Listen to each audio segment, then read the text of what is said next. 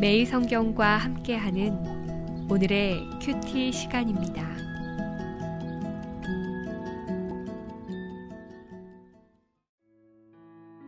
(1월 21일) 오늘의 말씀은 요한복음 6장 41절에서 59절입니다.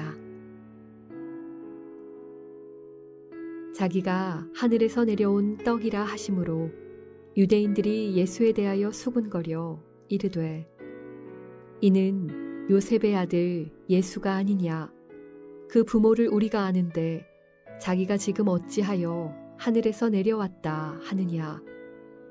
예수께서 대답하여 이르시되 너희는 서로 수군거리지 말라. 나를 보내신 아버지께서 이끌지 아니하시면 아무도 내게 올 수 없으니 오는 그를 내가 마지막 날에 다시 살리리라. 선지자의 글에 그들이 다 하나님의 가르치심을 받으리라 기록되었은즉 아버지께 듣고 배운 사람마다 내게로 오느니라. 이는 아버지를 본 자가 있다는 것이 아니니라. 오직 하나님에게서 온 자만 아버지를 보았느니라.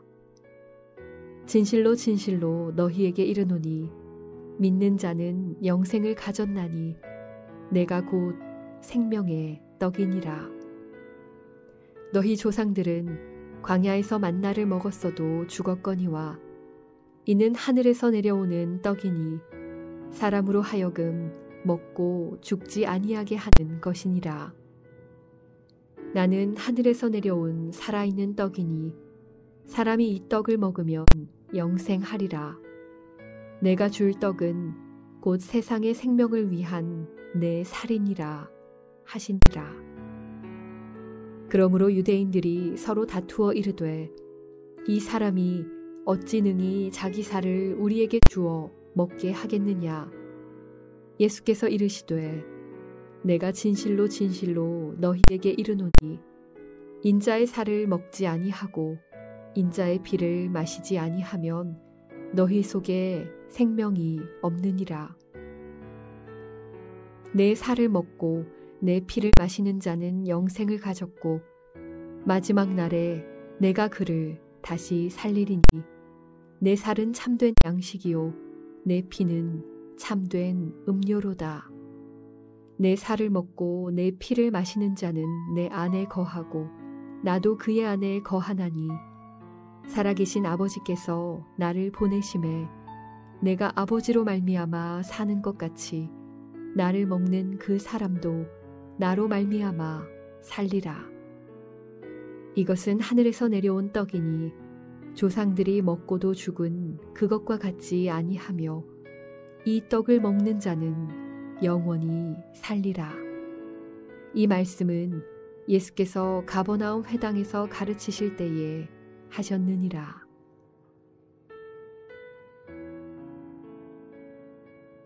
요한복음 6장 41절에서 59절 말씀을 함께 묵상하겠습니다. 오병이어의 기적을 경험한 무리들이 예수님을 찾아왔을 때 예수님은 그 무리들에게 오병이어의 기적의 의미를 가르치셨습니다. 예수님은 자신이 하늘로부터 온 생명의 떡이며 이 떡을 먹는 자는 영원히 줄이지 않고 생명을 누릴 것이라고 하셨습니다. 또한 예수님 자신이 하늘로부터 내려왔으며 이렇게 내려온 이유는 아버지의 뜻을 이루기 위함이라고 알려주셨습니다. 하지만 예수님을 찾아온 무리들은 이 사실을 믿지 못했습니다. 가장 큰 이유는 자신들이 기대하는 메시아를 기다렸기 때문이죠. 그들은 자신들의 육신의 배고픔, 육신의 문제를 해결해 줄 메시아만 기다렸습니다. 그렇기에 예수님이 생명의 떡이라고 해도 그 의미가 들리지 않았죠. 그런데 예수님의 가르침을 믿지 못하고 깨닫지 못한 사람들이 또 등장합니다. 이는 유대인들인데요. 이 유대인들은 예수님께서 무리들에게 가르치신 것을 옆에서 들은 모양입니다. 52절에 보면 유대인들이 서로 다투어 이르되 이 사람이 어찌 능히 자기 살을 우리에게 주어 먹게 하느냐라고 반문하지요. 이 유대인들도 예수님이 하늘에서 내려온 생명의 떡이라고 했을 때 그 사실을 믿지 못합니다. 그래서 수군거려 말하지요. 지금 말씀하신 이가 요셉의 아들 예수가 아니냐? 그 부모를 우리가 아는데 자기가 지금 어찌하여 하늘에서 내려왔다고 하느냐라고 합니다. 지금 예수님이 하늘로 내려왔다는 사실을 믿지 못하고 그것을 마음에 걸려 했습니다. 예수님을 믿지 못하게 하는 요소들은 참 많이 있습니다. 무리들은 빵을 제공해주는 메시아를 기대했기 때문에 예수님을 믿지 못했고, 유대인들은 예수님의 아버지가 요셉인데 어떻게 예수님이 하늘로부터 올 수 있느냐라고 하면서 믿지 못합니다. 이는 예수님을 믿는 것이 얼마나 어려운 일이며 또한 얼마나 기적 같은 일인지를 보여줍니다. 오늘날 많은 사람들도 예수님을 믿지 못하는 이유가 분명히 있습니다. 천지창조 자체를 믿지 못하기도 하고요. 예수님이 죄인을 용서했다라고 하는데 그 사실을 논리적으로 이해하지 못하기도 합니다. 예수님이 하나님의 아들이라고 하는 사실을 믿지 못하기도 하고요. 또한 우리 죄를 대속해서 죽으셨다는 말도 말이 안 된다고 생각합니다. 정말 다양한 이유로 예수님을 믿지 못합니다. 그런데요, 사실 그것이 당연합니다. 저도 돌아보면 제가 믿고 있는 이 진리가 믿어지는 것이 신기할 뿐입니다. 제가 믿고 있는 이것이 기적입니다. 그렇게 보면 제가 결단하고 믿는 것은 맞지만 믿게 하시는 성령 하나님의 역사가 있기에 가능한 것이기도 합니다. 믿을 때 개인적인 결단이 필요하지만 믿고 난 후에 돌아보면 믿게 된 것이 전적으로 하나님의 은혜였음을 고백하게 되는 것이죠. 그렇기에 우리는 믿지 않는 자들을 향해서 죄인이라고 그들을 정죄하지 않기를 바랍니다.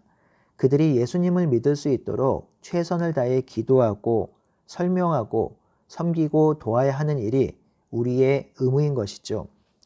예수님은 믿지 못하는 사람을 배척하지 않으십니다.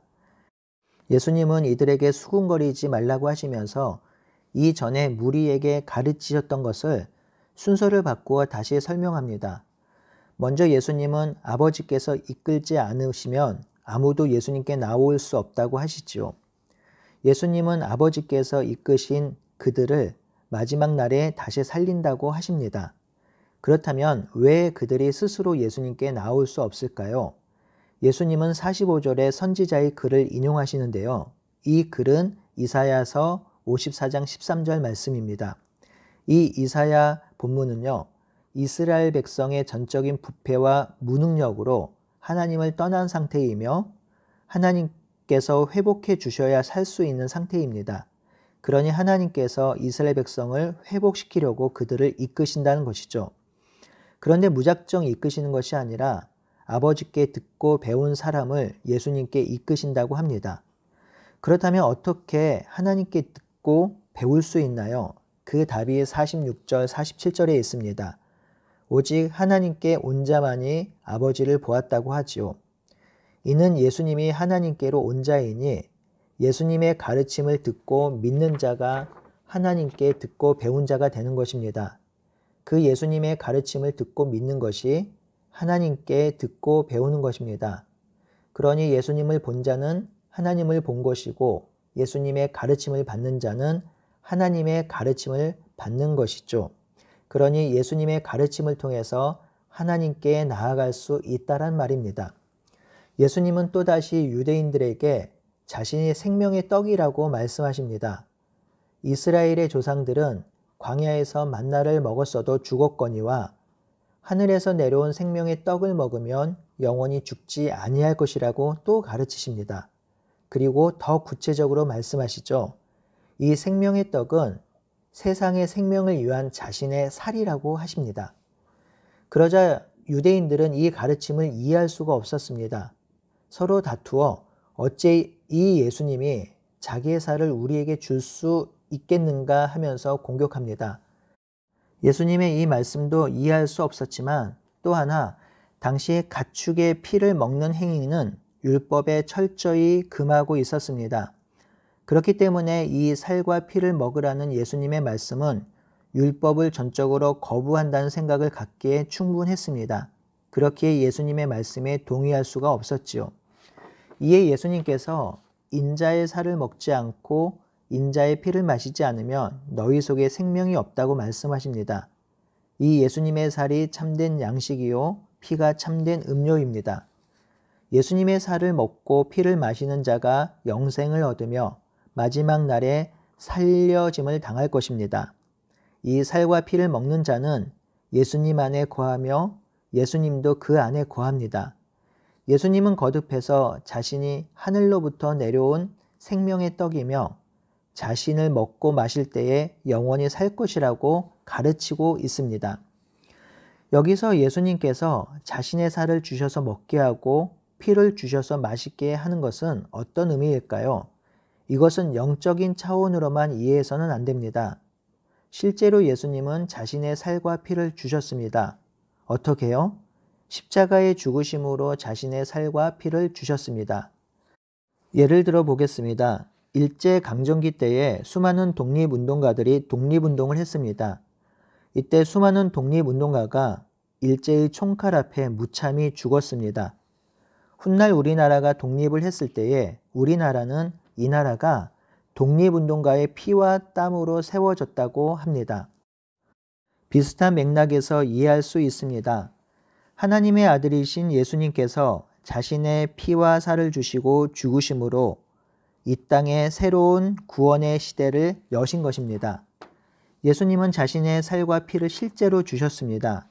그러니 이 새로운 구원의 시대에 예수님의 살과 피를 먹는 사람, 즉 예수님의 죽으심과 부활과 승천을 온전히 믿는 사람은 새 생명으로 태어나 새로운 피조물이 됩니다.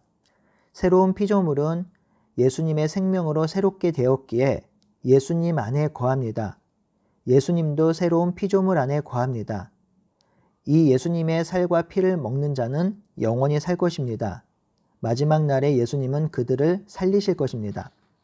그러니 예수님의 살 먹고 피를 마신다는 것은 예수님이 이 땅에 실제로 오셔서 온 세상의 죄를 대신해서 죽으시고 부활하셨다는 것을 믿는 것이지요.